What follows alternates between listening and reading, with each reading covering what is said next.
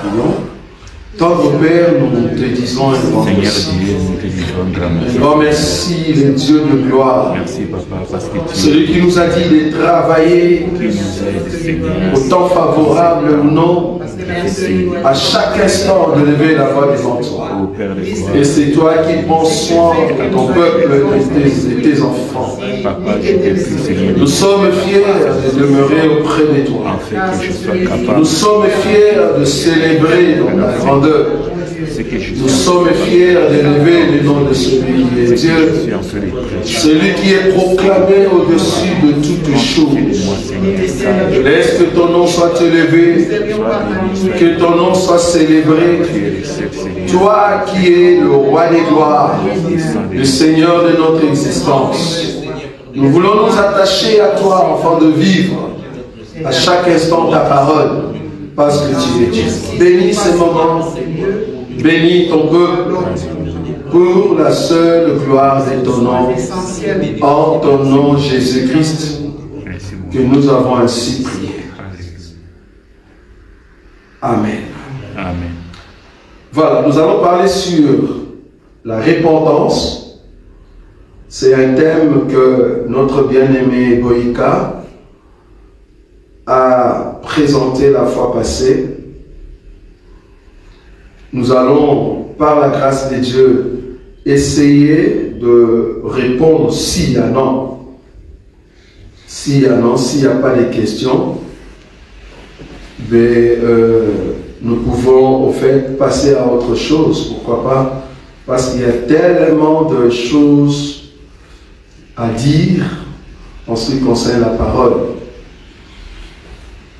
Voilà, donc, si vous avez des questions par rapport à la repentance, vous pouvez toujours poser. S'il n'y en a pas, ben nous pouvons vous poser des questions. C'est ça notre évangile. L'évangile que nous avons, c'est un évangile qui pose des questions. C'est un évangile qui répond aux questions. Voilà. Est-ce que vous avez des questions par rapport à l'enseignement présenté sur la repentance?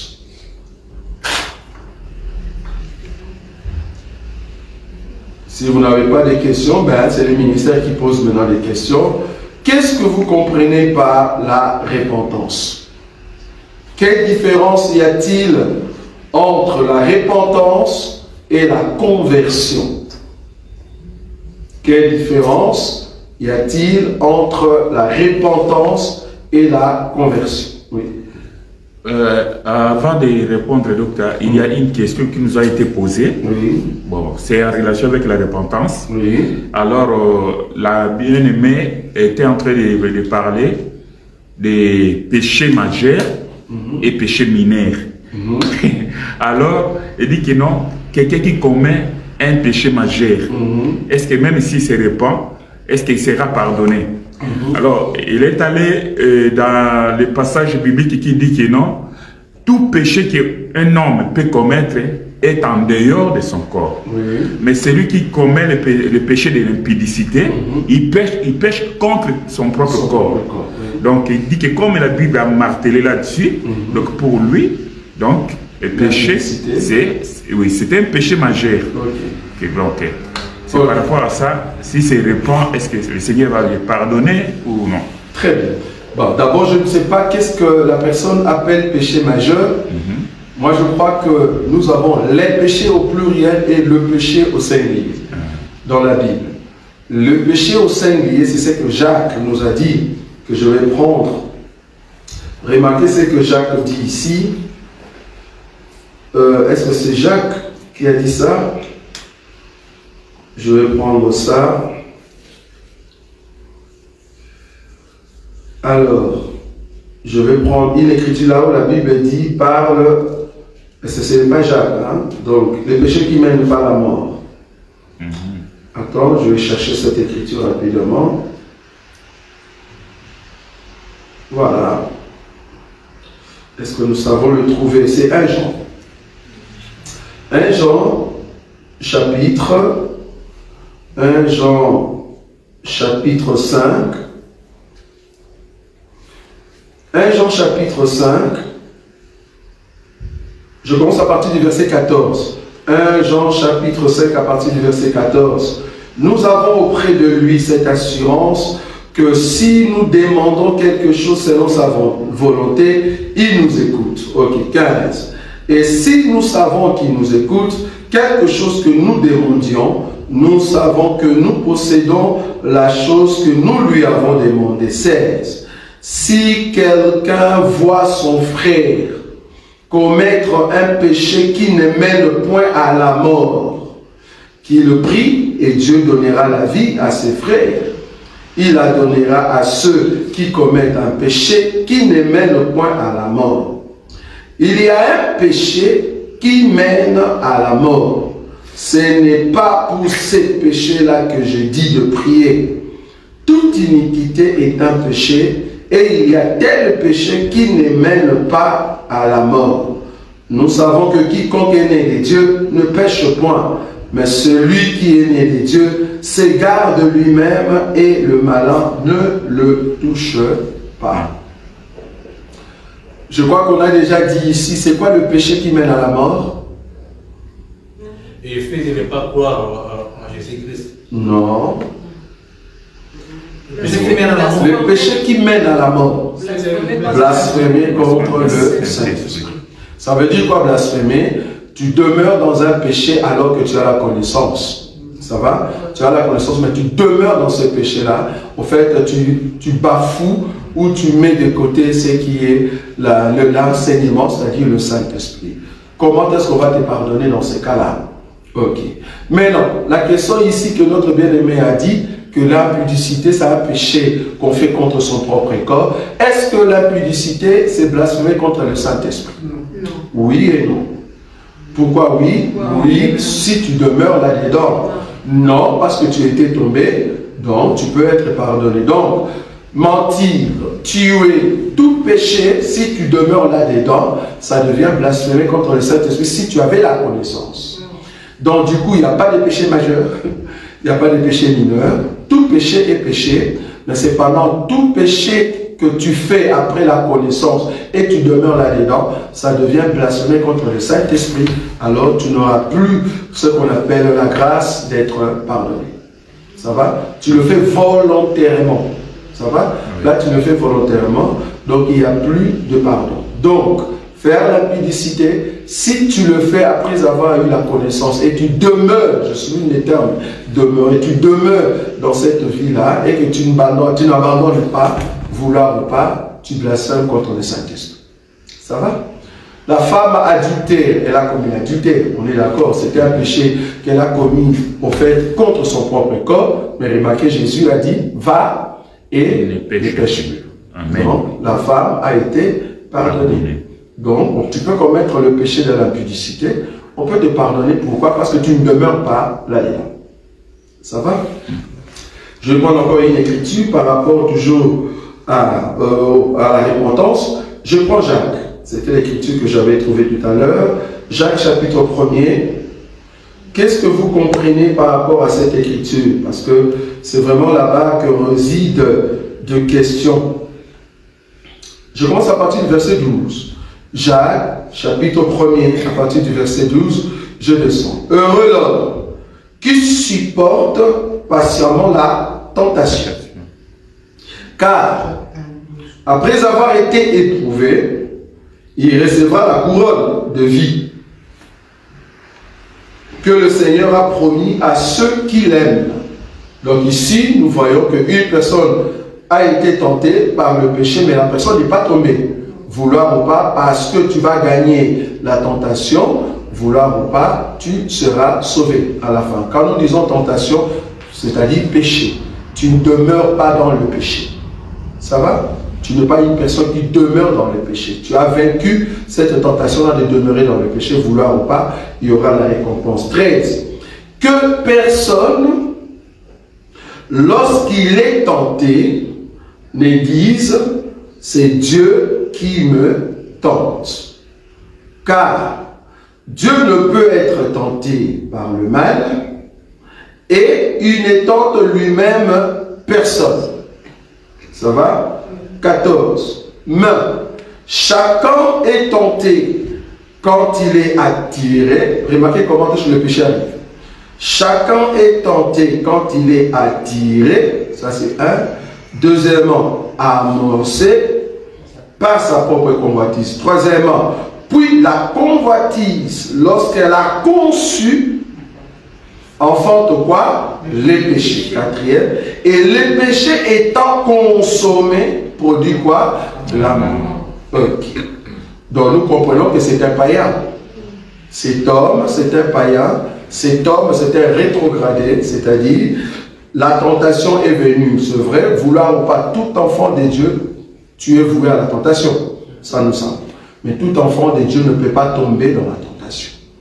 Nous tous, il y a la tentation qui nous guette, mais cependant, nous tous, nous ne tombons pas devant la tentation. Alors, ceux qui tombent, comment est-ce qu'ils tombent?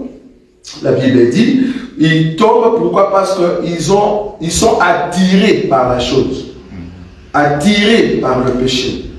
Leur pensée a été captivée, vous voyez, captivée par la chose, et puis la personne reste comme immobile. Ok? Ok. Après être captivée, la personne aime. Donc, la personne est attirée, oui, et puis la personne commence à se mettre dans la position d'aimer la chose ou le péché en question. Là, le péché commence à mûrir dans ses pensées. Dans ses pensées. Et là, le péché est amorcé et la convoitise commence à venir. Et vouloir ou pas, la convoitise va concevoir ou mettre en pratique, au fait, le péché. C'est là-bas que la personne pêche. Ok. Mais est-ce que la personne qui pêche ici, directement, il y a la mort? Non. Pour qu'il y ait la mort, il faut que le péché soit consommé. Quand je parle de la consommation ici, c'est-à-dire tu manges. Tu vois? Plus tu manges le péché, vouloir ou pas, tu mourras. C'est ça, en fait. Tu répètes dans le péché. Vous voyez ça?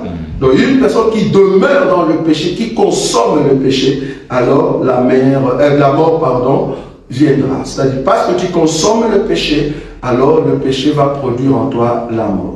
Donc, dans ces cas ici, est-ce qu'une personne qui est dans ces cas, est-ce que la personne peut se repentir? Quand est-ce que la personne peut recevoir les pardons?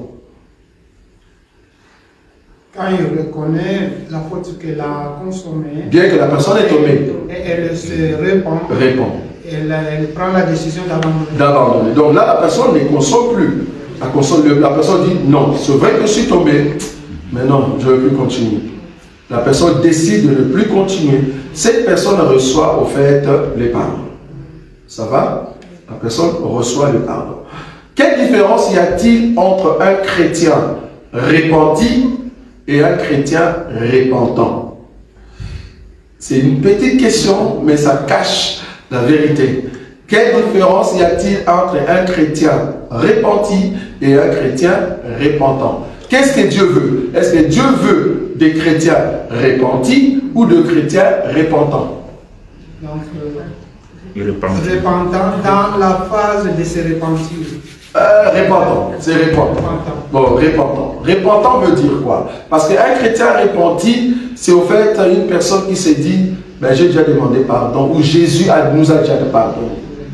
Donc nous sommes déjà dans le bon. Parce qu'il y a des églises comme ça. Ils disent Jésus a déjà porté la croix, il est déjà mort à la croix, il nous a déjà pardonné. Donc je me suis déjà repenti. Mais un chrétien repentant, je crois qu'il y a une écriture parabole. Je crois là où on dit le publicain frappait la poitrine, je ne sais pas, au moins, il y a une écriture comme ça. C'est-à-dire, il y avait deux personnes qui disaient. Qui montaient au temple. Ouais, un pharisien qui est monté au temple et il dit Seigneur, moi je ne suis pas comme ces publicains, tout ça, je donne ma dîme, le revenu, tout ça. Et puis le publicain, dans sa prière, dit Seigneur, aie pitié de moi, je suis un homme pécheur. Et la Bible dit que Dieu a exaucé la prière du publicain. Pourquoi? Parce que le publicain s'est repenti, parce que c'est une personne repentante. Oui. Quand la personne tombe, la personne se repent. Mais le publicain a dit non, non, il se justifie. Au lieu de reconnaître, il dit non, moi je suis déjà bon, vu que j'ai la loi, donc je suis déjà bon. Ça va? Très important. Alors, un autre élément sur la repentance. Voilà, je posais la question ici. la différence entre la repentance et la conversion. C'est quoi la conversion? Est-ce qu'une personne peut se repentir plusieurs fois? Un chrétien peut se repentir plusieurs fois? Oui. Oui. Est-ce qu'un chrétien peut se convertir plusieurs fois? Non. Non. Est-ce que vous voyez maintenant la différence? Un chrétien, tu peux te repentir plusieurs fois. C'est-à-dire, je reconnais mes erreurs et je demande pardon. Je me repens de ce que je fais. Parce que nous sommes appelés à aller de mieux en mieux. Et à chaque fois que j'avance, je branche et je prépare ma vie petit à petit jusqu'à ce que je vais atteindre la perfection. C'est-à-dire les taches et le ride tombent. Ça va? Mais par rapport à la conversion, on ne fait qu'une seule fois. Quand est-ce qu'un chrétien a fait la conversion?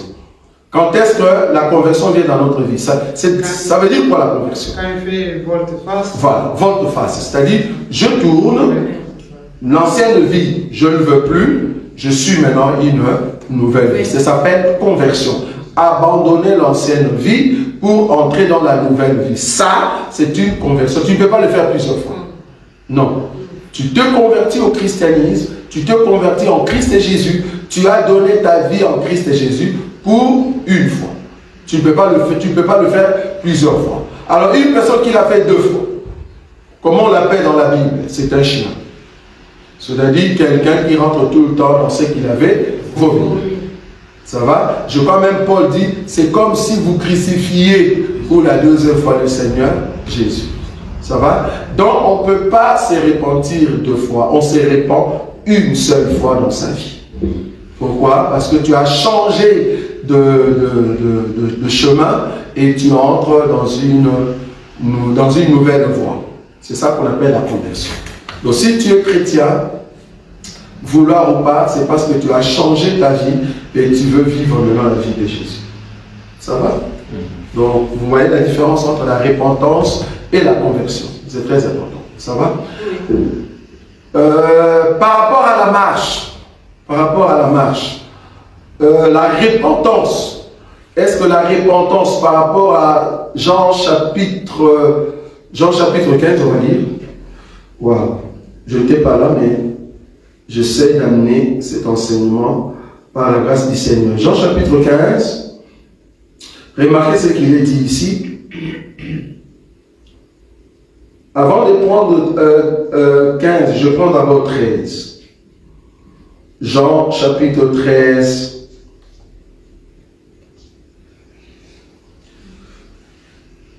Jean chapitre 13, je prends le verset 8. Pierre lui dit, non, jamais tu me laveras les pieds. Jésus lui répondit, si je te lave, tu n'auras point de part avec moi. Simon-Pierre lui dit, Seigneur, non seulement le pied, mais encore le main et la tête. 10. Jésus lui dit, celui qui est lavé n'a besoin que de se laver le pied pour être entièrement pur. Et vous êtes purs, mais non pas tous. Est-ce que les disciples étaient purs par rapport à l'écriture ici? Par rapport à l'écriture ici? Non. Et l'écriture noir sur blanc. Oui. Ils étaient purs. Mais qui est en fait la personne qui n'était pas pure? C'est Judas. Est-ce que vous voyez ça? C'est Judas qui n'était pas pur. Qu'est-ce qui rendait le disciple pur? Parce qu'il n'avait pas le Saint-Esprit. Mais qu'est-ce qui rendait maintenant les disciples purs? L'enseignement. L'enseignement. Merci beaucoup, l'homme de Dieu. C'est Jean chapitre 15. Tout ça, c'est dans la repentance. Hein? Jean chapitre 15, le verset 3. On peut lire. Déjà, vous êtes purs à cause de la parole que je vous ai annoncée. Ça va? Donc, Jean chapitre 15, le verset 3 nous prouve que la pureté vient de l'enseignement. Donc, une personne qui ne n'écoute pas l'enseignement, tu auras un problème de la pureté. On ne parle même pas du Saint-Esprit. C'est-à-dire, tu ne peux pas me dire qu'un chrétien, je suis chrétien mais à la maison. On ne peut pas être un chrétien à la maison. Si je peux savoir si tu es pur ou pas, je le saurai si tu écoutes l'enseignement. Et quel enseignement? Si tu écoutes un faux enseignement, vouloir ou pas, tu n'es pas pur. Je vais aller plus loin parce que moi j'aime toujours choquer. Est-ce que ceux qui sont à l'église catholique sont purs? Non. N'ayez pas peur. Non. Ils n'ont pas l'enseignement. Vous voyez ça? Oui. Ils n'ont pas l'enseignement qui rend pur. C'est quel enseignement? L'enseignement de Christ. Ils n'ont pas l'enseignement de Christ. Non. Pour être pur, il faut avoir l'enseignement de Christ. Parce que c'est l'enseignement, c'est l'eau qui nous rend pur. Vous voyez ça? Donc là où l'église n'a pas l'enseignement, ils ne sont pas purs. Bon, on le comprend parce que chaque culte, ils ont besoin du sang. Ils appellent le sang tout le temps. C'est parce qu'ils ont besoin d'être purs. Mais là où il y a l'enseignement, on n'a pas besoin d'invoquer le sang. On n'a pas besoin d'invoquer le Saint-Esprit parce que nous avons déjà le sang avec nous et le Saint-Esprit. Ça va? Parce que c'est la parole. Voilà. Donc, du coup, la première repentance, parce que la repentance, je dis ici, Dieu aime un chrétien repentant. Ça va? J'étais païen, je marche et j'ai rencontré la parole qui m'a purifié, qui m'a lavé. La première des choses, je dois me convertir, c'est ça? Me convertir. Quel est le premier élément de la conversion qui prouve que je suis converti? Restez dans l'enseignement. Aujourd'hui, ce n'est pas un culte, vous savez que c'est vraiment l'école. Quand c'est bon, je vous donne une piste. Le Seigneur a dit à Pierre, quand tu seras converti, affermis mes frères. Quel est l'élément qui prouve que tu es converti? Ce sont des petites questions comme ça qu'on peut vous avoir. Quand on reçoit le Saint-Esprit. Voilà. Bon, on comprend que lui, il est l'homme de Dieu, c'est pour ça qu'il a toutes les réponses. C'est quand on reçoit le Saint-Esprit. Tu ne peux pas me dire que tu es converti si tu n'as pas le Saint-Esprit. Jésus dit, bien sûr, Pierre était pur. Nous sommes d'accord. Parce que la Bible le dit, Jean chapitre 15, déjà vous êtes purs par la parole que je vous ai annoncée. Ok. Mais est-ce qu'ils étaient convertis? Non. Ils sont purs, oui, mais pour être convertis, changer de vie, il faut recevoir le Saint-Esprit. En toi-même, tu ne peux pas te convertir. Tu ne peux pas me dire, à partir d'aujourd'hui, je ne veux plus être musulman, je vais me convertir dans le christianisme. C'est faux. Pour que tu viennes au christianisme, il faut avoir le Saint-Esprit qui change ta vie. C'est pour ça que nous disons, il n'y a pas de faux chrétiens. Il n'y a pas de faux chrétiens. Bon, ceux-là sont des soi-disant chrétiens, mais ce ne sont pas des chrétiens. Pour être chrétien, c'est parce que tu as le Saint-Esprit, tu as fait la conversion. Or, la conversion, la seule personne qui peut te changer de vie, c'est le Saint-Esprit. Ça va? Oui. Or, le Saint-Esprit vient en toi, tu regrettes les péchés qui étaient en toi et tu te repens. Ça va? Et tu abandonnes tes péchés maintenant à qui? À Christ. C'est ça, non? Nous abandonnons le péché où? À Christ. Quand où? Ben, par rapport à la marche. Sur la croix. Ou à la croix. Ça va? Il faut. Bon, je ne sais pas comment l'homme de Dieu a marché, mais ici je vous ramène dans ce qu'on appelle la marche de la foi. C'est-à-dire, je crois qu'on a vu ça, je ne sais pas si vous vous rappelez encore. Je crois dans Hébreu, c'est ça, non? Hébreu chapitre 6. Le premier verset, on a parlé sur le renoncement des œuvres mortes. C'est là-bas qu'on avait vu tout ça. Je crois que ça se trouve sur YouTube, donc n'oubliez pas ces éléments-là. Ce sont des petits éléments, mais il faut toujours le revoir. Ça, ce sont des bases, comme on dit, du lait, hein, du lait d'un chrétien. Donc, la première fois que je me suis repenti, c'était quand j'ai fait ma conversion. Est-ce que nous sommes d'accord? Je regrettais ce que je fais. Seigneur, je donne ma vie à toi. Je me suis repenti de tout ce que j'avais fait. Mais cela ne veut pas dire que je ne veux plus me repentir. Il va arriver que je peux quand même broncher et je veux regretter. Mais ça sera avant la croix ou après la croix? Après la croix. Après la croix. Pourquoi? Parce que la croix est une porte. J'entre par la croix. De l'autre côté, c'est une nouvelle vie qu'on appelle la vie de la sanctification. Ça va? Donc avant la croix, c'est le péché. Avant la croix, c'est le monde. Dès que je passe par la croix, de l'autre côté, c'est la vie de la sanctification. Ok. Avant la croix, est-ce qu'avant la croix, je peux invoquer le sang et le Saint-Esprit? Des petites choses comme ça, j'aime beaucoup. Est-ce qu'avant la croix, je vais rencontrer le Seigneur Jésus, mais je suis avant la croix. Est-ce que je peux invoquer le Saint-Esprit ou le sang de Jésus? Non. Réfléchissez. Réfléchissez. Avant la croix, j'ai bien dit.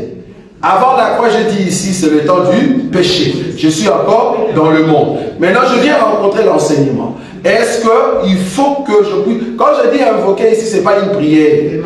C'est-à-dire, est-ce que j'ai besoin que le sang et le Saint-Esprit viennent à moi? Voilà, oui. Pourquoi? Parce que je viens du péché, je vais entrer par la porte qui est la croix, il me faut le Saint-Esprit. Ça va? Donc, c'est là-bas qu'on dit, entre guillemets, invoquer le Saint-Esprit ou le sang de Jésus, l'enseignement à moi pour que je sois fort et rond. Maintenant, est-ce qu'après la croix, je dois encore invoquer le sang? Non. Pourquoi? Parce que sur la croix, il y a du sang. Donc, dès que je passe à la porte, c'est une porte où il y a le sang qui coule. Vous voyez ça? C'est la croix. Il y a le sang qui coule. Dès que je viens à la croix, c'est là-bas que la croix, en fait, le sang me purifie. L'enseignement me purifie. Le Saint-Esprit me purifie. Sur moi, j'ai la marque du sang. Donc, dès que je traverse de l'autre côté, je marche avec le signe du sang.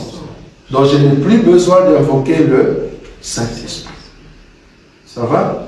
Et la prière que je peux faire de l'autre côté, c'est juste, oh le sang, oh le Saint-Esprit, oh la parole, manifeste-toi dans ma vie. Parce que je l'ai, je ne veux plus l'invoquer. Ça va? Ce sont des petites choses, mais c'est la base de votre foi. Et dès que vous confessez cela, c'est là-bas que l'ennemi, comme la Bible le dit, le diable n'a plus le pouvoir sur vous. Remarquez. Là où nous étions tout à l'heure, dans Jacques, j'aime beaucoup cette écriture pour prouver que le diable n'a plus le pouvoir sur nous. Jacques chapitre 1er, je prends quel verset?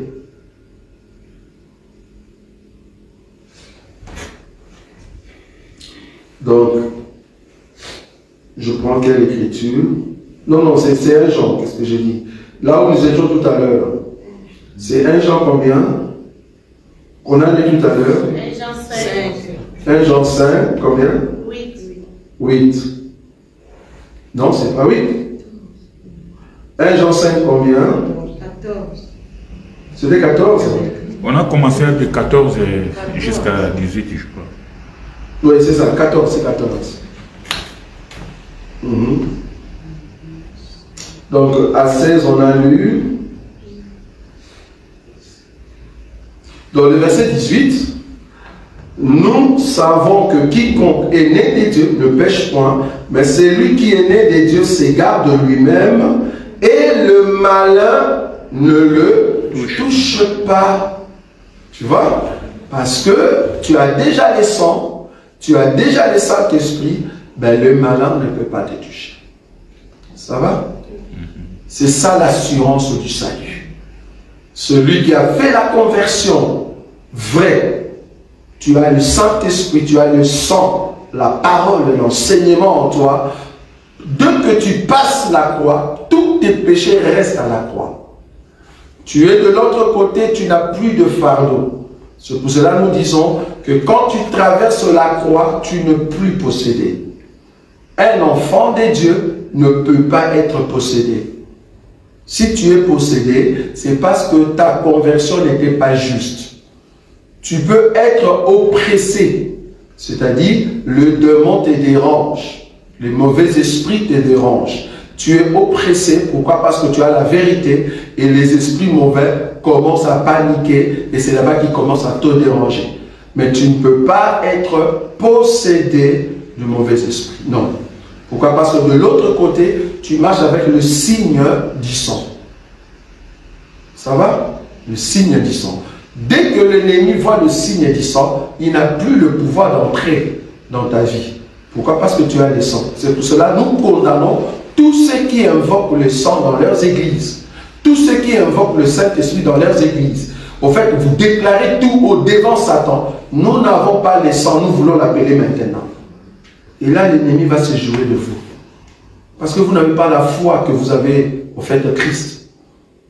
Donc, un chrétien qui invoque le sang, c'est un chrétien qui n'a pas compris la puissance du sang. Tu n'as pas compris la puissance du Saint-Esprit. On n'invoque pas les sangs. Ça va? C'est très important. Donc, si vous avez des questions, vous pouvez poser. Donc, ici, je marche, je touche un peu tous les éléments de la repentance. Ça va? C'est très important. Maintenant, par rapport à Exode, ici, comme on dit, je nage. Hein? Je nage dans tout ce qu'on appelle la repentance, vu que l'homme de Dieu, Boïka, n'est pas là. Je prends Exode. Remarquez Exode. Exode, chapitre combien? Pour m'aider à bien comprendre. Exode, chapitre 12. Exode chapitre 12, je prends le verset 12. Exode 12, verset 12. Cette nuit-là, je passerai dans le pays d'Égypte et je frapperai tout le premier-né du pays d'Égypte, depuis les hommes jusqu'aux animaux, et j'exercerai de jugement contre tous les dieux de l'Égypte. Je suis l'Éternel. Je vais prendre une autre écriture et nous allons essayer de faire le partage. Alors, qu'est-ce que je vais prendre? Je vais prendre telle écriture ici. Je prends le verset... Je prends le verset, supportez-moi. Je prends le verset combien? Le verset...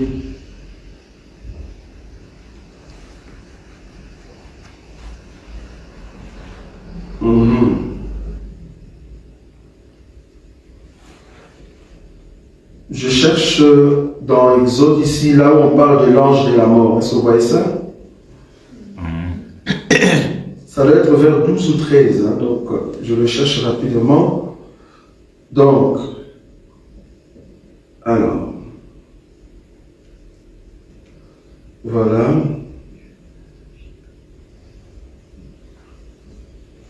Donc, Exode, chapitre...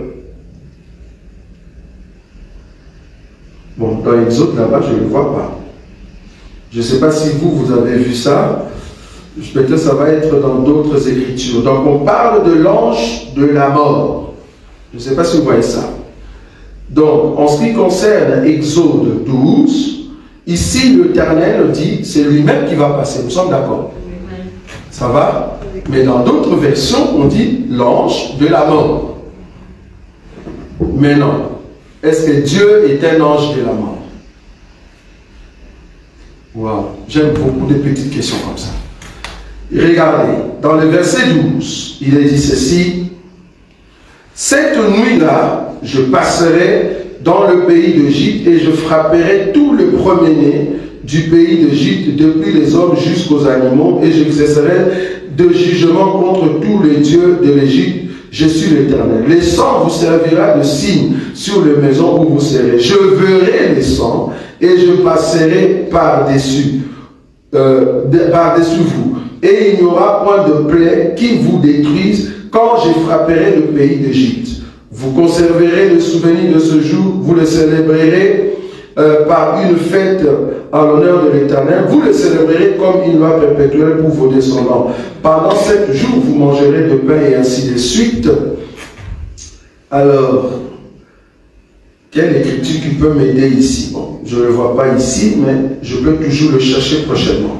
Donc, le verset 23, il dit, quand l'Éternel passera pour frapper l'Égypte et verra les sangs sur le linteau et sur le deux poteaux, l'Éternel passera par-dessus la porte et il ne permettra pas aux destructeurs, voilà, Il ne permettra pas aux destructeurs d'entrer dans vos maisons pour frapper.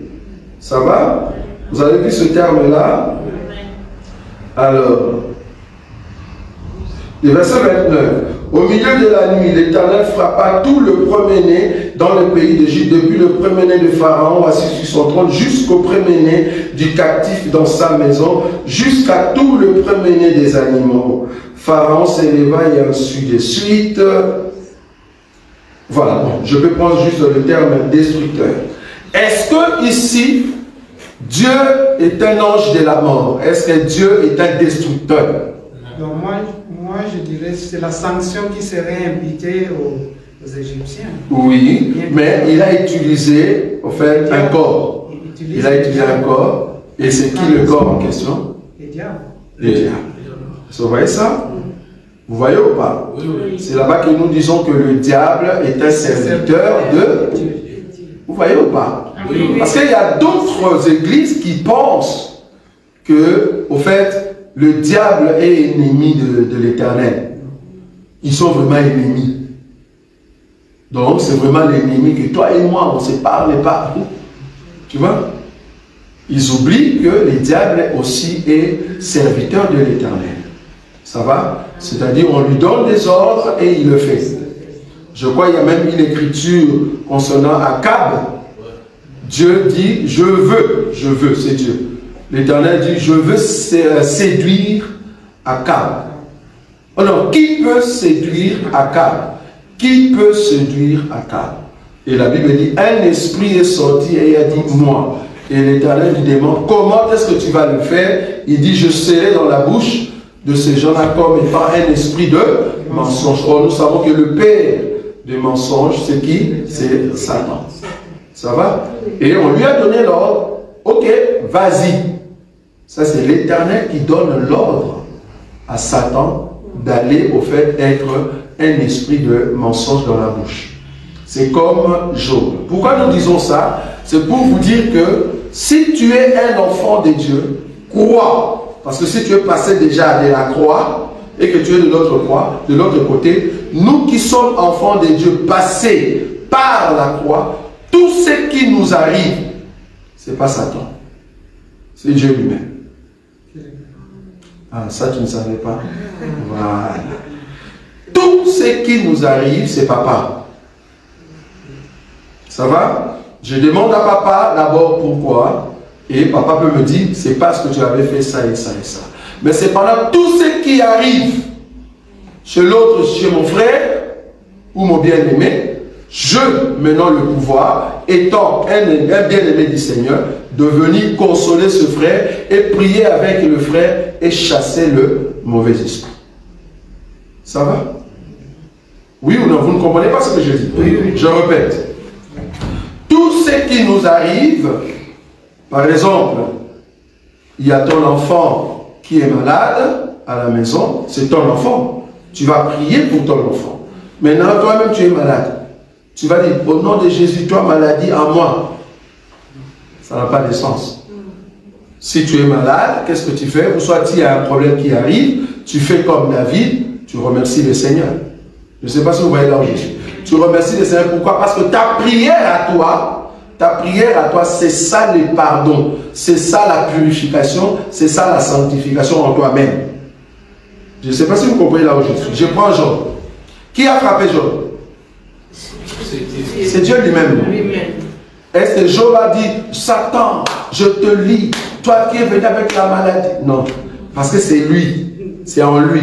Mais par contre, les autres qui sont venus, ils regardaient Job comme ayant un problème avec Dieu. Donc, ils voulaient aider Job. Je répète ce que je dis ici.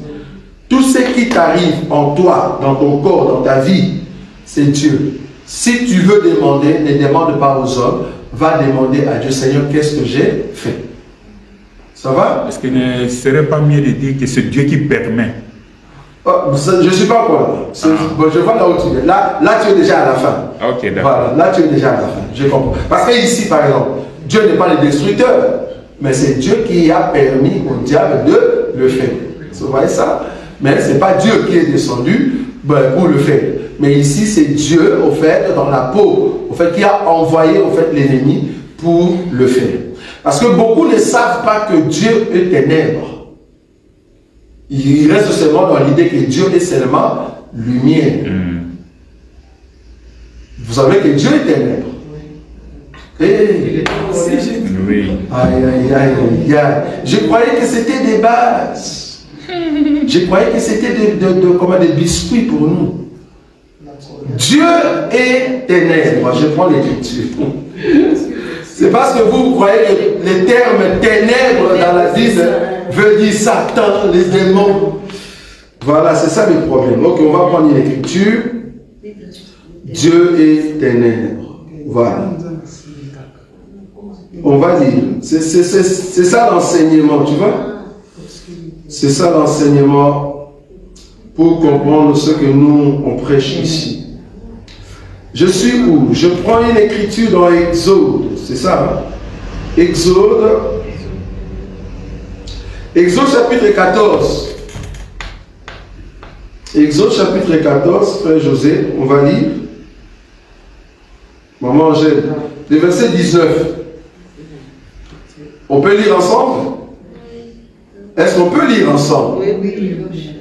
L'ange de Dieu qui allait devant les camps d'Israël partit et alla derrière eux, et la colonne de nuée qui le précédait partit et s'éteint derrière eux. 20. Elle se plaça entre les camps des Égyptiens et les camps d'Israël. Cette nuée était comment? Ténébreuse d'un côté et de l'autre elle éclairait la nuit.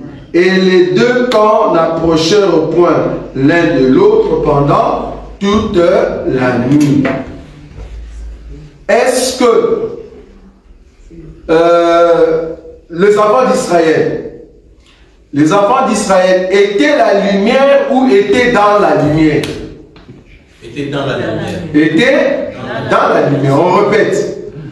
Est-ce que les enfants d'Israël étaient la lumière ou étaient dans la lumière? Étaient dans la lumière. Et qu'est-ce qui était la lumière? C'est Dieu. Non, ici. La nuée. Vous êtes d'accord? C'est la nuée qui était lumière, qui éclairait les enfants d'Israël. Donc, les enfants d'Israël étaient dans la lumière. Mais la lumière, c'est la colonne. Est-ce que nous sommes d'accord? Les Égyptiens et Pharaon étaient dans les ténèbres ou ils étaient ténèbres? Dans les ténèbres. Dans les ténèbres. Et qu'est-ce qui était ténèbres? La nuée. La nuée. Est-ce que vous voyez maintenant? C'est la nuée qui est ténèbres, c'est la nuée qui est lumière. L'arbre de la connaissance du bien et du mal et l'arbre de vie. Est-ce que vous voyez ça? La même colonne est ténébreuse, la même colonne est lumineuse. La nuée est ténébreuse, la nuée est lumineuse, mais une seule nuée. L'arbre de la connaissance du bien et du mal, l'arbre de vie. Cet arbre-là se trouvait au milieu, mais il y a deux faces. La face de ténèbres et la face de lumière. C'est la colonne qui est ténébreuse. C'est la colonne qui est lumineuse. Le peuple d'Israël se trouvait dans la lumière de la colonne. Les Égyptiens se trouvaient dans les ténèbres de la colonne. Pharaon, qui était dans les ténèbres, on l'appelle prince des ténèbres. Moïse, qui était dans la lumière, on l'appelle prince des lumières. Donc Satan, qui est prince des ténèbres, se trouve dans les ténèbres de Dieu. Ça, c'est profond. Est-ce que vous voyez ça? Voilà. Toi et moi, nous sommes dans la lumière de Dieu. Ok? Vous avez compris ou pas? Oui. Voilà. Donc Pharaon était dans les ténèbres de Dieu. Le terme ténèbres dans la Bible ne veut pas seulement dire Satan. Parce qu'il y a des moments, il y a ténèbres qui veut dire Satan. Pourquoi? Parce que Satan vit dans les ténèbres. Ça va? Vit dans les ténèbres. Mais en réalité, pourquoi dans les ténèbres? Quand on dit ténèbres, ne pense pas que c'est le noir. Ténèbres veut dire là où il n'y a pas la vie, là où il n'y a pas la lumière. Ça va? Voilà, donc quand on dit prince des ténèbres, c'est parce que là-bas, il n'y a pas la parole. C'est pour ça qu'il y a beaucoup d'églises qui sont dans les ténèbres. Pourquoi? Il n'y a pas la lumière, il n'y a pas la parole, il n'y a pas la révélation. Mais nous croyons que le Seigneur est avec nous. C'est pour ça que nous sommes dans la lumière. Or, la lumière, c'est quoi? C'est la parole. Jean, chapitre 1er. Au commencement était la parole était avec Dieu, et la parole était Dieu. Elle était au commencement avec Dieu. Toutes choses ont été faites par elle. Rien de ce qui existe a été fait sans elle. En elle était quoi? La lumière, et la lumière était la vie. Ok? Donc la lumière, c'est la face. C'est Dieu qui nous regarde. Mais le ténèbre, c'est au fait le dos de Dieu. Ça va? Amen. Donc quand on dit Satan, qui est le prince des ténèbres, Satan qui est ténèbre, c'est parce qu'il habite là où il n'y a plus la parole de Dieu. Ça va? C'est comme ça qu'il faut comprendre la parole. Donc du coup, une personne qui se répand, une personne qui traverse la croix, donc on comprend que la croix ici, c'est une partie de ténèbres parce que tu étais dans les péchés. Dès que tu passes par la croix de l'autre côté, tu es dans la lumière. C'est pour ça que la Bible dit, il nous a sauvés de ténèbres à la lumière. Dans son admirable lumière. Donc lumière veut dire, nous sommes de l'autre côté, du côté d'Israël. Ça va? C'est pour comprendre la repentance. La repentance ici veut dire, depuis que tu as quitté les ténèbres, ta vie, à chaque fois que tu tombes, au fait, le sang qui est sur toi, t'es là, te purifie. Dès que tu reconnais le mal que tu as fait. Ça va? Donc tu n'as plus besoin d'invoquer le sang. Ça, normalement, c'est de base. Est-ce qu'il y a encore une question? Peut-être en ligne, hein, je ne sais pas. En ligne, jusque-là, apparemment, il n'y a pas de question. Hein. Il n'y a pas de question. Non. Donc voilà, ça c'était au fait sur la repentance. Ben, vous pouvez toujours nous envoyer vos questions pour prochainement, pour ceux qui aimeraient avoir la lumière. Maintenant, nous voulons voir une deuxième partie de cette séance de questions. C'est par rapport à une question qui nous a été donnée. Et cette question a suscité même un débat. Un débat où, en tout cas à Abidjan, bon, c'est une question qu'on a déjà traitée, que les musulmans nous ont posé comme question. Est-ce que Jésus, entre Jésus-Christ et Mahomet, qui est au fait le sauveur de l'humanité? Entre Jésus-Christ et Mahomet, qui est le sauveur de l'humanité? Nous savons que c'est Jésus-Christ. Est-ce que vous savez défendre cela? Parce que c'était quand même un débat. Nous, on doit être capable, parce que vous allez rencontrer des musulmans qui vont vous poser ces questions-là. Est-ce que Jésus est le sauveur de l'humanité? D'abord, pour répondre à cette question, tu dois d'abord savoir c'est quoi l'humanité. Deuxièmement, c'est quoi le sauveur? Il nous sauve de quoi? Parce que si on appelle quelqu'un sauveur, c'est parce qu'il t'a sauvé de quelque chose. Supposons qu'il y a du feu ici. Ça va? Il y a du feu ici. Et puis, du coup, il y a le frère Roger qui nous porte, nous tous, nous étions tombés là. Mais lui seul nous a amenés dehors. Nous allons l'appeler comment?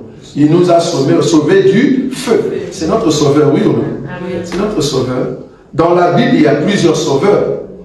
Maintenant, quand on dit sauveur de l'humanité, ça veut dire quoi? Qu'est-ce que vous comprenez par ça? Sauveur de l'humanité, c'est-à-dire c'est lui qui va sauver la race humaine. Est-ce que vous êtes d'accord avec moi? Ok. Est-ce que Jésus-Christ va sauver toute la race humaine? Non. Non. Vous êtes d'accord avec moi? Donc, ni Jésus-Christ, ni Mahomet, personne, ni l'Éternel, personne ne va sauver toute la race humaine. Là, nous sommes dans l'absolu. En d'autres termes, Dieu a créé le monde, que ce soit chez les musulmans, que ce soit chez les chrétiens, les bouddhistes. Dieu a créé le monde pour que les mécréants, les méchants, aillent dans la mort éternelle, et ceux qui sont bien, ils vont aller au ciel. En d'autres termes, ceux qui sont allés dans la mort éternelle. Ils ne sont pas sauvés. Si vous êtes d'accord? Donc ça, c'est dans l'absolu. Dans l'absolu, Dieu n'a pas créé le monde pour sauver toute l'humanité. Sinon, à quoi bon de prêcher? Parce que nous tous, nous serons sauvés. Ça, c'est dans l'absolu. Mais quand on parle du sauveur de l'humanité ici, on veut voir qui, entre Mahomet et Jésus, a au fait le pouvoir de sauver l'homme. C'est dans ce sens-là. Vous voyez ça? Qui a le pouvoir de sauver l'homme? Ben, les autres, ils disent que leur prophète. Or, nous disons, pour sauver l'homme, toi-même, tu dois être sauvé. Vous voyez ça? Sauvé de quoi? Merci. Très bien. Toi-même, tu dois être sauvé du péché. Parce qu'en réalité, si Jésus doit nous sauver, il doit nous sauver du péché. Il doit nous sauver de ténèbres. Est-ce que vous voyez ça? Nous revenons encore à la récompense. Donc, il doit nous enlever des ténèbres à son admirable lumière. Donc, il faut que ça soit une personne qui est capable d'entrer dans les ténèbres et sortir des ténèbres pour nous amener dans la lumière. C'est ça les sauveurs. Vous voyez ça? Or, la seule personne qui est capable de le faire, c'est une personne qui n'a jamais péché.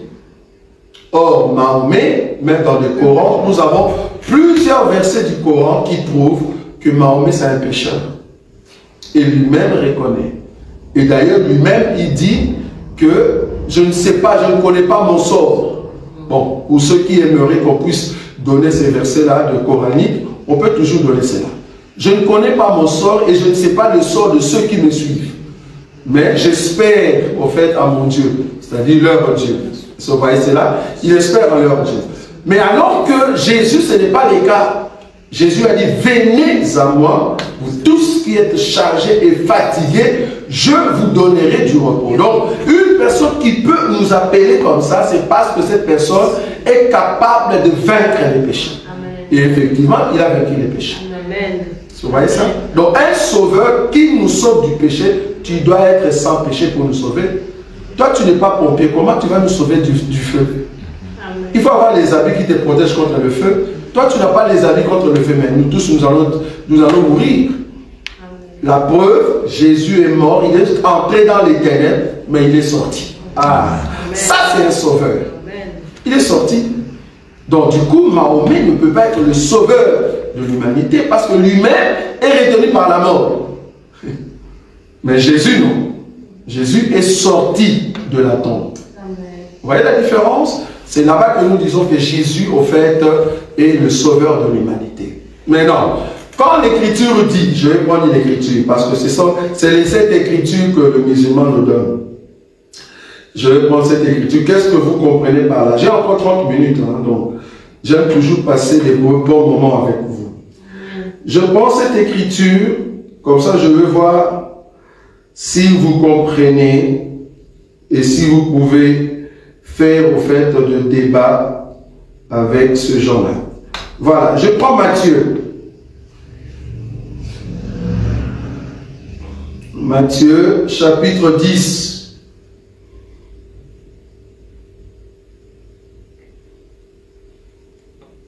Le verset 5. Matthieu 10, 5. Écoutez. Tels sont les 12 que Jésus envoya après leur avoir donné les instructions suivantes. Écoutez, n'allez pas vers les païens. Vous avez vu ça? N'allez pas vers les païens et n'entrez pas dans les villes des Samaritains. 6. Allez plutôt vers les brebis perdues de la maison d'Israël. Allez prêcher et dites, le royaume des cieux est proche. Vous avez vu ça? Amen. Je prends encore une autre écriture. Matthieu chapitre 15, verset 24. Verset 22, pardon. 15, 22. Et voici une femme cananéenne qui venait de se contrer lui cria, aie pitié de moi, Seigneur, fils de David. Ma fille est cruellement tourmentée par les démons. Il ne lui répondit pas un mot, et ses disciples s'approchèrent et lui dirent avec insistance, « Renvoie-la, car elle crie derrière nous. » 24. Il répondit, « Je n'ai été envoyé qu'aux brebis perdues de la maison d'Israël. » Ok. Maintenant, si Jésus est le sauveur de l'humanité, mais lui-même ici a dit, il a été envoyé seulement pour les brebis perdues de la maison d'Israël, non pas pour les païens. Est-ce que Jésus est le sauveur des païens? Quelle est l'écriture qui vous soutient? Parce que c'est comme ça que le musulman, en fait, le musulman marche avec de noir sur blanc. Maintenant, c'est à toi d'avoir l'enseignement et l'écriture. C'est que eux, ils ne veulent pas que tu puisses commencer à expliquer l'écriture. Ils ne veulent pas. Ils ont besoin du noir sur blanc. Ici, Jésus a dit, j'ai été envoyé seulement aux brebis perdues d'Israël. Ok. Donc, Jésus est le sauveur d'Israël. Pour eux, est le sauveur d'Israël. Ok. Est-ce que Jésus est le sauveur d'Israël? Il les a sauvés de quoi? Bibliquement parlant, Jésus est le sauveur d'Israël. Il les a sauvés de leurs oppresseurs. C'est-à-dire l'Égypte, Assyrie, Babylone, gréco-latin, le romain, enfin il va le sauver avec le romain. Donc les oppresseurs, là il est le sauveur. Toutes les écritures que vous allez rencontrer dans la loi, dans la Torah, là où Dieu dit, je suis votre sauveur et je vous délivrerai, c'est vrai ça, de l'oppresseur. Il est le sauveur d'Israël, de l'oppression, oui. Nous disons Amen. Mais il n'est pas le sauveur d'Israël en ce qui concerne le péché. Nous, pour nous, il est notre sauveur. Le sauveur de l'humanité, c'est quant au péché, pas quant à l'oppression. La précision, c'est comme ça qu'il faut marcher avec les musulmans. Quand vous dites sauveur de l'humanité, en quoi? L'oppression, le péché ou la mort. Parce que Jésus est le sauveur de l'humanité, ou soit, pardon, d'Israël, par rapport à l'oppresseur, nous disons Amen. Jésus est le sauveur de l'Église par rapport au péché, nous disons Amen. Jésus aussi est le sauveur de nous qui sommes peuple de Dieu par rapport à la mort. C'est là-bas que nous disons que nous sommes sauvés. Nous sommes sauvés quant au péché et nous ne mourrons pas. Vous voyez ça? Donc Jésus est le sauveur de l'humanité. Mais quelle humanité? Pas toute l'humanité, seulement ceux qui ne mourront pas. Ça, c'est par rapport à la mort. Il est le sauveur d'Israël, oui, par rapport à l'oppresseur. C'est pour cela que Dieu disait, par exemple, dans le livre d'Ésaïe, « Je suis votre sauveur ». Mais il disait ça par rapport à quoi? Babylone, par rapport à Assyrie. C'est moi qui vous sauve de l'Égypte. Est-ce que vous voyez ça? Ça, c'est l'oppresseur. Je suis votre sauveur. Israël a rejeté son sauveur. Mais par rapport à quoi? C'est par rapport à l'oppresseur. Ésaïe chapitre 35. On peut lire? Ésaïe chapitre 35. Ici, je vous donne juste deux éléments, mais on sait s'asseoir ça très bien. Donc, comprenez que nous avons l'oppresseur, nous avons le péché et nous avons la mort. Jésus est le sauveur face à l'oppresseur. Jésus est le sauveur face au péché. Jésus est le sauveur face à la mort. Or, pour sauver face à l'oppresseur, tu dois être fort plus que l'oppresseur. Pour sauver face au péché, tu ne peux pas avoir de péché. Donc, tu dois être une personne qui n'a pas péché. Pour sauver face à la mort, tu dois être une personne qui a vaincu la mort. Donc, Mahomet ne peut pas être sauveur. C'est Jésus qui est sauveur. Sauveur de qui? Contre l'oppresseur, contre le péché, contre la mort. Ça va? Je vais prendre l'écriture. Ésaïe chapitre 35, à partir du verset 4, l'homme de Dieu. On peut lire ça? Je lis au nom de Jésus. Amen. Dites à ceux qui ont le cœur troublé, prenez courage, ne craignez point.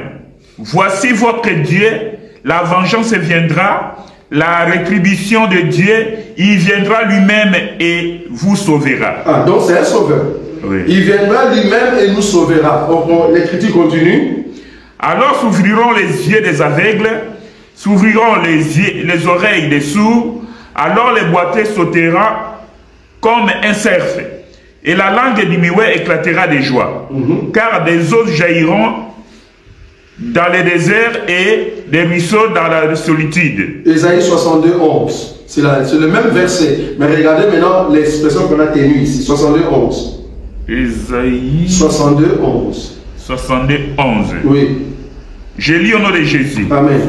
Voici ce que l'Éternel proclame aux extrémités de la terre. Voici ce que l'Éternel proclame aux extrémités de la terre. Qu'est-ce que l'Éternel dit?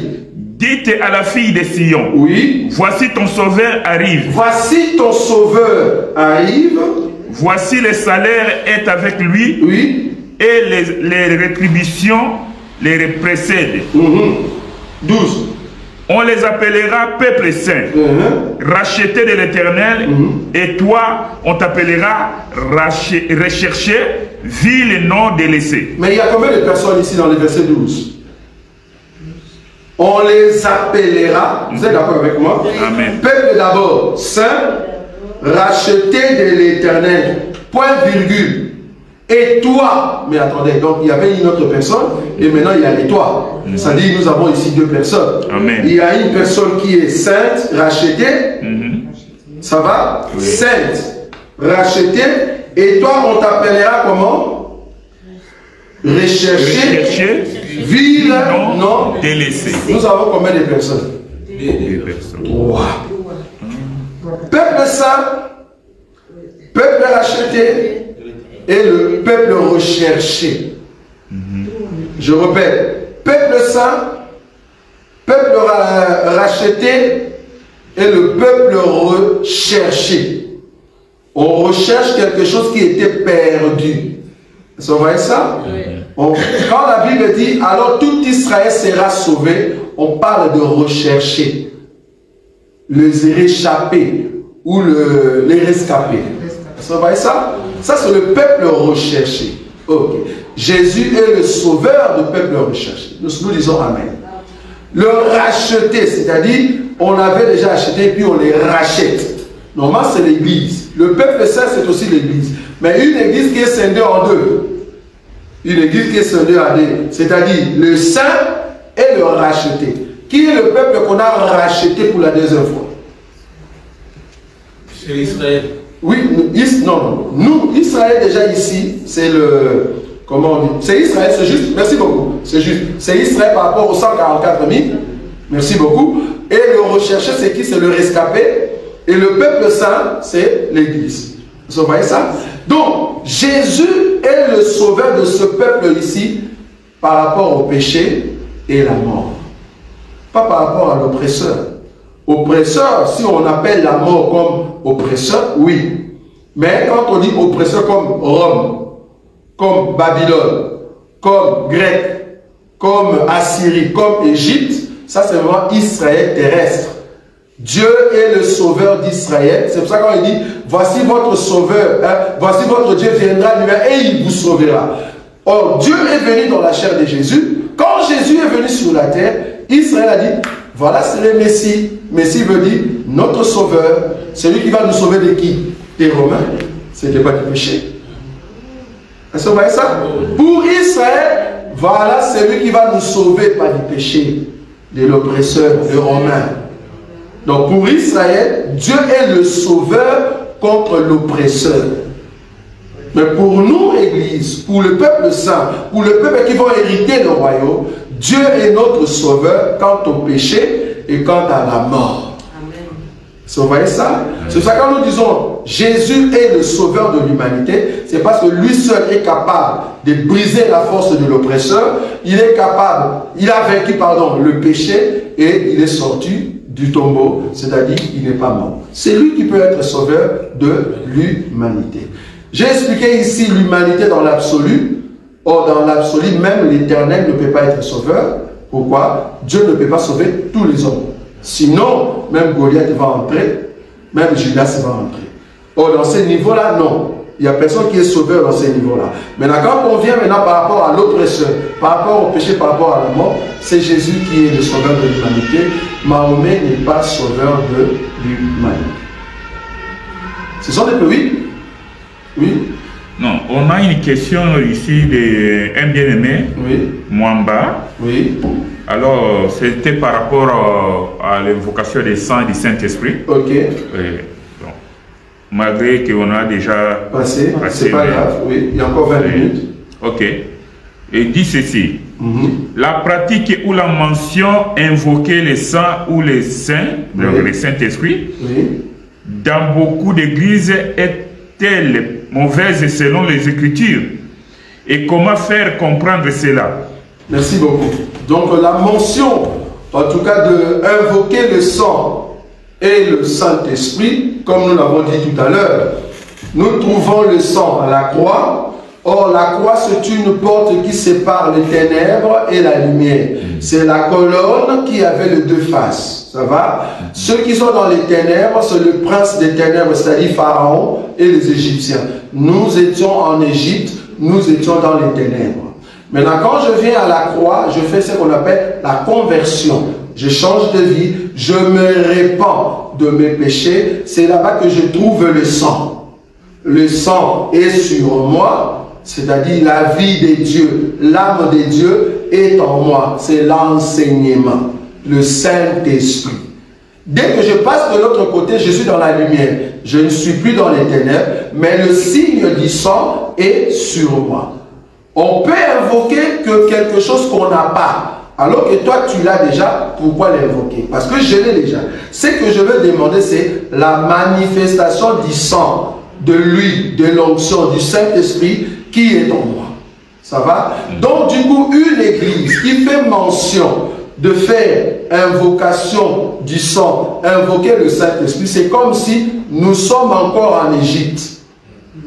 Or, l'église n'est pas encore en Égypte. Toi, les pasteurs, tu ne vas pas me dire, Seigneur, j'invoque le sang. Dis-toi, pasteur, dans l'église, toi, tu dis, j'invoque le sang, donc vous êtes en Égypte. Ce n'est pas normal. Les enfants de Dieu, le peuple de Dieu sont de l'autre côté, c'est-à-dire du côté de la lumière, là où il y a la lumière. Donc, nous n'invoquons pas le sang parce que nous avons le sang. Maintenant, comment le faire comprendre? En tout cas, dans ces églises-là, c'est difficile. Ils vont te chasser. Si tu essaies de leur montrer cela, ils vont dire que tu es sorcier. Il y a même un homme qui m'a dit, ah, ceux-là, ils n'invoquent pas le sang parce qu'ils ont peur du sang. Parce que ce sont des sorciers.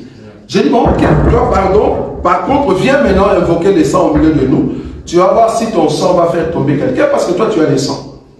Ou si tu veux, nous, on peut venir chez vous et tu invoques le sang, tu vas voir que le sang ne va rien nous faire. Mais quand nous allons maintenant te signifier le sang, c'est là-bas que tu vas pleurer pour comprendre que, ah, j'ai été païen, maintenant je change de vie. Donc, signifier dans ces églises, c'est difficile, tu ne sauras pas. Ils vont te chasser, ils vont te traiter de tous les noms, parce que c'est un mensonge, sans pour autant le savoir, une ignorance que l'ennemi a mis dans leur cœur. Parce qu'à chaque fois que vous implorez le sang, à chaque fois que vous invoquez le Saint-Esprit, vous déclarez de votre bouche que nous sommes des païens. Nous sommes dans les ténèbres, nous voulons être dans la lumière. Exactement. Voilà.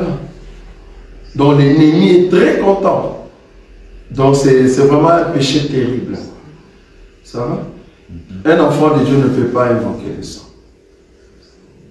Ça va, Emmanuel? Ça va. Super.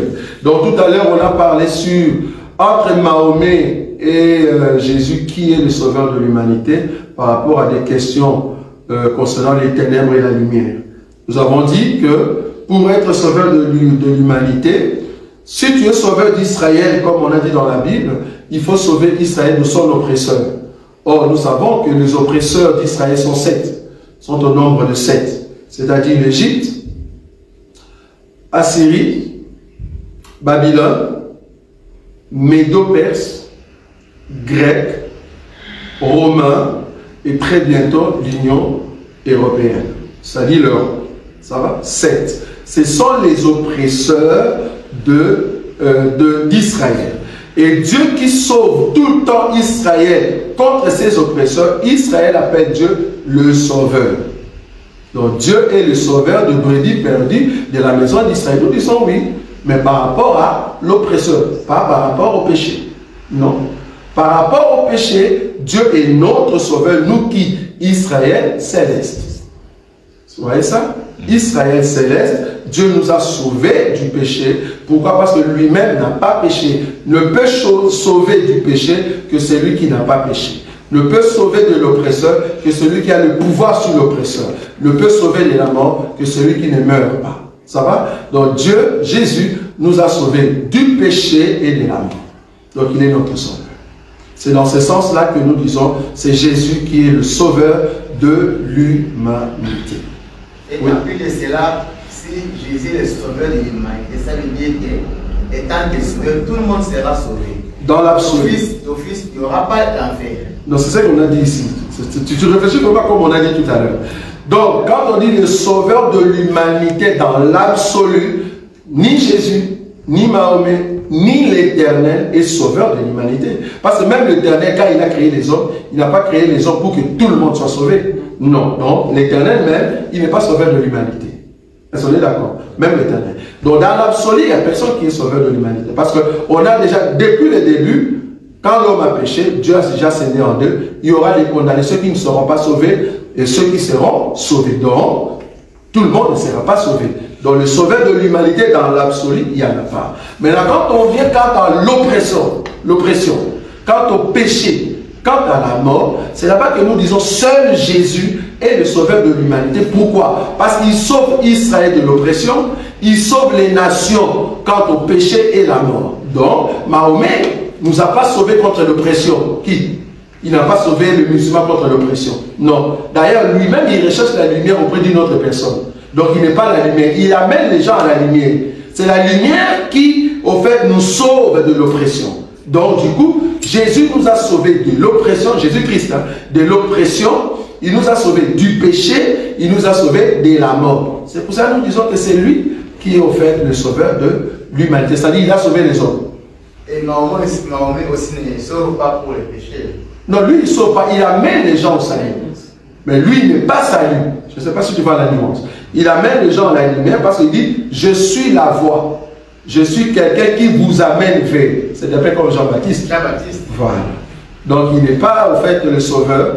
Il amène les gens vers le salut. Il n'est pas le sauveur. Ça va? Et puis, pour terminer, ils nous ont donné cette écriture parce que vous allez le rencontrer, hein, ces gens. Il faut vraiment avoir des arguments. C'est ce qu'on attendait du débat. On nous a donné cette écriture, Luc chapitre combien? Luc chapitre, là il y a Siméon. Je vais prendre Siméon. Luc, la partie de Siméon, c'est combien? Voilà. Luc chapitre 2. Luc chapitre 2. Je commence à partir du verset combien? Le verset 28, ou soit 29 directement. Luc 2, 29. Oui, vas-y. Oui. J'ai lu au nom de Jésus. Ah, oui. Maintenant, Seigneur, tu laisses ton serviteur s'en aller en paix selon ta parole. Car mes yeux ont vu ton salut. Ah, donc mes yeux ont vu le salut alors qu'il a porté les bébés. Donc Jésus, le salut, c'est tout un homme. On est d'accord? Le salut, c'est tout un homme, dont les bébés qui est entre tes mains. Mais il vient sauver qui? Des quoi? On va ça? Pour être sauveur, il faut venir sauver un peuple de quelque chose. Maintenant, remarquez ce que Siméon va dire, les bébés qui est entre ses mains. Qu'est-ce que Siméon va dire? Oui, le verset 31. Car, non, 30 d'abord, car mes yeux ont vu ton salut, oui. Salut que tu as préparé devant tous les peuples. Vous voyez, tous les peuples, oui, 32. Oui. Lumière pour éclairer les nations. Au pluriel, les nations. Oui. Et gloire d'Israël, ton peuple. Point. Vous avez vu ça? Oui. Je répète, le verset 31. Salut que tu as préparé devant tout le peuple. Sauveur de l'humanité. Mais quelle humanité? Tu vois, pour voir maintenant que ce n'est pas l'absolu. C'est par rapport à soit oppresseur, péché, ou soit à la mort. Maintenant, il vient maintenant identifier le salut en question. C'est dans les 32. Lumière, parce que lumière c'est le salut, ça vous savez, non? C'est l'aurore. Lumière c'est le salut, ok. Lumière pour éclairer les nations, virgule, et, est-ce qu'on voit ça? S'il n'y avait pas virgule, on allait dire les nations ici, parce que je vais dire quelque chose. Les nations ici, c'est la même chose avec ce qui va venir après. Mais remarquez, on a mis virgule et des conjonctions. Gloire d'Israël, ton peuple. Ça dit deux personnes. Oui. Donc il y a les nations et Israël. Mais eux, ils disent non. Les nations ici, c'est toujours Israël. Pourquoi? Parce que de Jacob, la Bible dit, oh Jacob, de toi sortira les nations. Sortira les nations, c'est-à-dire les 12 tribus d'Israël. Parce que les musulmans sont tellement rusés, donc il faut faire attention. Donc ici, il faut leur dire, non, bien aimé, tu n'as pas bien vu. Il y a virgule et. En d'autres termes, c'est deux entités différentes. Donc nous avons les nations et Israël. Donc Jésus est venu pour sauver l'Église et sauver Israël. Mais en un mot, je peux monter, même si eux, ils m'amènent sur ce chemin, ils disent non, c'est seulement pour Israël. Je dis oui, Jésus est venu sauver seulement Israël, pas les païens. Je me dis oui, mais c'est que toi tu oublies, dans Israël, là, il y a deux entités, Israël céleste et Israël terrestre. Ah, là tu le tues. Parce que lui, quand il dit Israël, il va Tel Aviv. Je dis oui, tu as raison. C'est au fait Israël, mais Israël scindé en deux. Parce que même en Israël, nous avions des Samaritains qui étaient aussi des Israélites. Vous voyez ça? Donc aujourd'hui aussi, nous croyons à Israël céleste et Israël terrestre. C'est parce que Paul a dit le véritable juif. Ce n'est pas celui qui est en Tel Aviv. C'est celui qui croit à la foi d'Abraham. Donc nous avons Israël céleste et Israël terrestre. Donc je peux marcher dans leur pensée et je leur montre que dans ta pensée, il y a en fait Israël céleste et Israël terrestre. Ou soit je me dis non, il y a Israël Tel Aviv et Israël, et les nations. Les nations, c'est au fait l'Église. Parce que le débat était quand même chaud. Ça va? Très important. Ce sont des petites choses que vous devez retenir. Voilà. Plus de questions? Marlène? Rien du tout? Ok, nous allons prier. Excusez-moi. Oui? Je ne sais pas, je n'étais pas là. Papa, vous avez abordé cela. Concernant la repentance. Oui. Un chrétien. Oui, un chrétien. Ok, l'enseignement c'est la repentance. Oui. Adressé aux chrétiens ou aux païens. Ah, super. Normalement, la repentance, comme nous avons dit ici, Dieu attend de nous comme étant un enfant repentant et non pas repenti. On a fait la différence entre un chrétien repentant et un chrétien repenti. C'est quoi la différence? Un chrétien repenti, c'est-à-dire c'est une personne qui est passée par la conversion et il a demandé pardon et depuis lors il dit je ne demande plus pardon, le Seigneur est déjà mort à la croix pour nous, je suis déjà pardonné. Et là, la personne, vouloir ou pas, tu vas commencer à tomber et il demande pardon. Il ne regrette plus ses péchés. C'est comme ça qu'il demeure dans des péchés de blasphème et contre le Saint-Esprit. Mais un chrétien repentant, c'est une personne qui marche dans sa foi et reconnaît avoir bronché. Et à chaque fois qu'il bronche, il regrette et puis il abandonne et continue. Mais en continuant à vouloir ou pas, il y aura encore autre chose qui peut arriver. Tu demandes encore la repentance, enfin le pardon et tu continues. Donc la repentance ici est différente de la conversion. Un chrétien, un vrai chrétien, passe une fois dans la conversion. La conversion, c'est seulement une fois. C'est-à-dire changer au fait de voie. Ça, c'est une fois. Mais la repentance, regretter ce que tu as fait, tu peux le faire par exemple à ta femme ou à tes enfants et tu regrettes. Ça, c'est repenti, tu vois. Pourquoi je dis ça? Pourquoi je dis ça à mon chef? Tu regrettes. Tu viens au fait, je sais t'excuser. C'est ça. Cette attitude-là, ça c'est un chrétien repentant. Tu vois? Un chrétien repentant. Mais un chrétien repenti, c'est quelqu'un qui marche dans je m'en fous. Nous disons non, tu n'es pas un bon chrétien. Si tu es vraiment un chrétien, tu dois regretter les actes que tu fais et qui ne sont pas justes. Donc du coup, l'enseignement de la repentance, ça s'appelle le lait. C'est pour les chrétiens, mais ça s'appelle le lait. Hébreux chapitre 6, le premier verset jusqu'au verset 3. C'est ce qu'on a dit tout à l'heure, quand tu n'étais pas là. C'est le lait, mais c'est l'enseignement. Oui. C'est l'enseignement pour les chrétiens. Ce n'est pas pour les païens. Non. Même un chrétien, si tu es tombé, je crois Matthieu 18. Qu'est-ce qu'il y a dans Matthieu 18? C'est la conversion ou la repentance? Matthieu 18.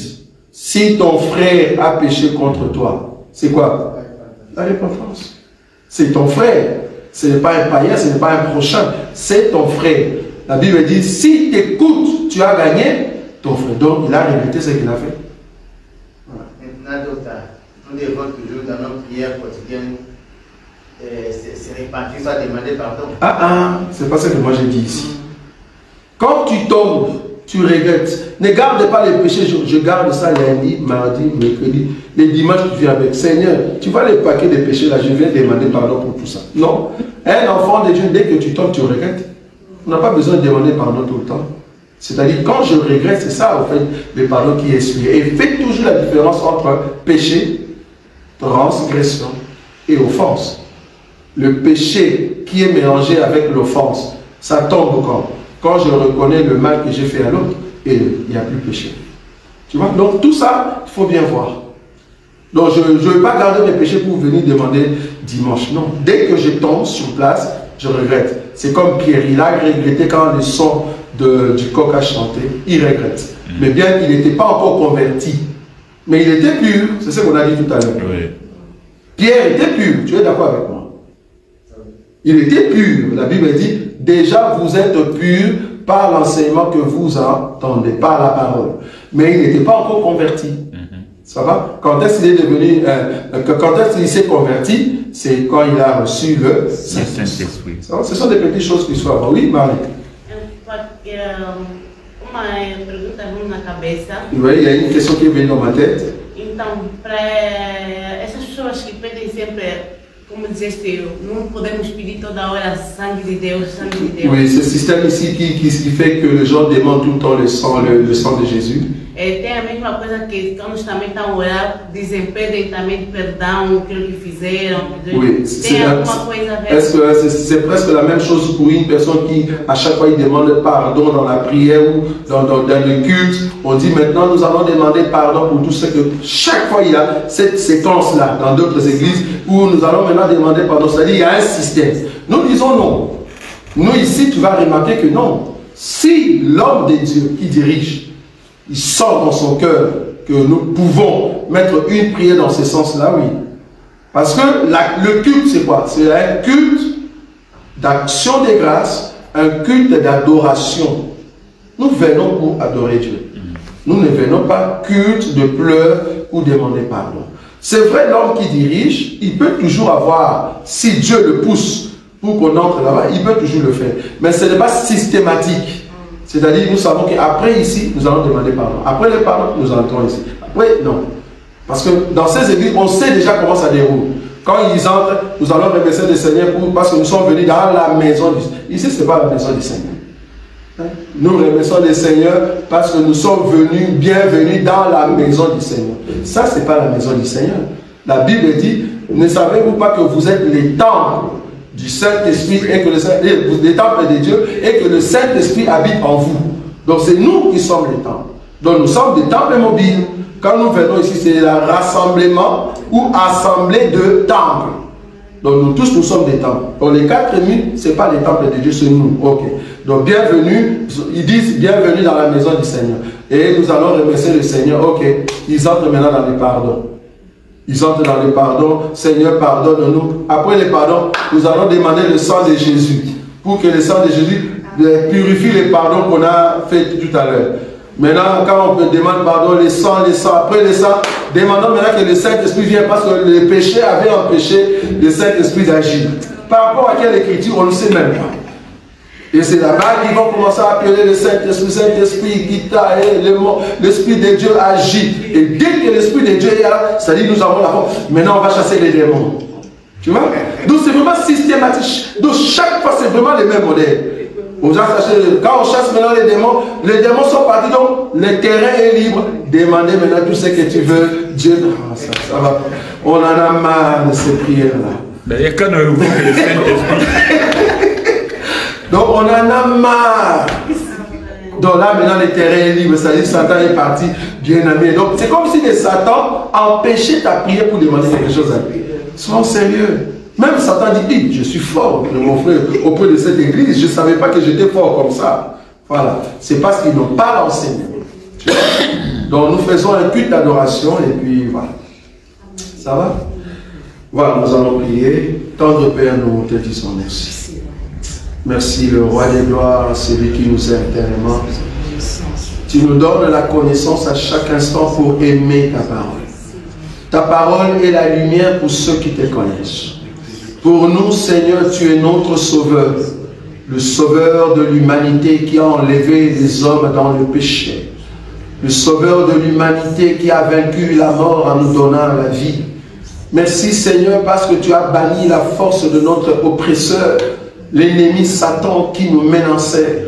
Et aujourd'hui, il n'a plus le pouvoir parce que tu nous as sauvés entre ses mains parce que tu es Dieu. Oui, nous sommes certifiés que tu es notre sauveur, celui qui nous a sauvés de l'oppression, celui qui nous a sauvés du péché, celui qui nous a sauvés de la mort.